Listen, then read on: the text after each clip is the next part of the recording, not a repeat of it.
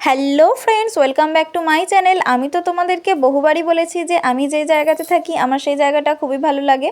তো আমি আজকে তোমাদেরকে সেই রকমই আমার বাড়ির আশেপাশের কিছুটা জায়গা দেখানোর চেষ্টা করছি। এখানে আমার দাদু প্রতি বছরই শীতকাল বা গরমকাল যেমন সিজন সেরকম সবজি চাষ করে থাকেন। এখানে আমাদের এখন বসানো হয়েছিল কলমি শাক ছিল, ঢ্যাঁড়স গাছ ছিল, আরও পুঁই গাছ ছিল, তারপরে হচ্ছে বেগুন গাছও বসানো হয়েছিল। তবে বেগুন গাছটা কিছুটা শুকনো হয়ে গিয়েছে, দাদু এখন ঢ্যাঁড়সও তুলছে, তোমরা দেখতেই পেয়েছো।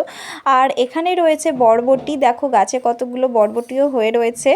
তো আমার কিন্তু এই জিনিসটাই খুব ভালো লাগে, মানে আমি সবথেকে বেশি করে সবুজ দেখতে ভালোবাসি। আর আমার বাড়ির সবাইও সবুজ যেমন দেখতে ভালোবাসে, সবুজ তেমন খেতেও ভালোবাসে।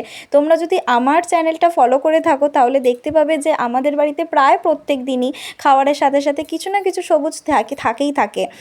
হয়তো শাকের চচ্চড়ি কিংবা শাক ভাজা। শাক আর আমরা প্রত্যেক দিন খাই।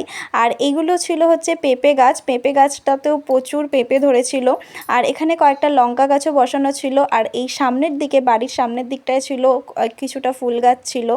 তারপরে এখানে রয়েছে কারি পাতা রয়েছে, তারপরে গন্ধরাজ ফুলের গাছ রয়েছে, সজনা পাতার গাছ রয়েছে, বিভিন্ন গাছ আমার দাদু প্রত্যেক দিন এগুলো নিয়ে চর্চা করেন এবং প্রত্যেক দিন এগুলোর খুব যত্ন নেন।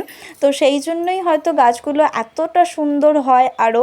আর আমাদেরও দেখতেও ভালো লাগে। আর যেহেতু গাছের সবজি সেগুলো খেতেও খুব ভালো লাগে। আর খেতে যেরকম ভালো লাগে সেরকম কিন্তু স্বাস্থ্যের পক্ষেও খুবই উপকারী। আর এখানে ছিল করলা গাছও বসানো ছিল, এদিকে ছিল একটা পেয়ারা গাছ আর ছিল পেঁপে গাছ। তো তোমাদের কেমন লাগলো অবশ্যই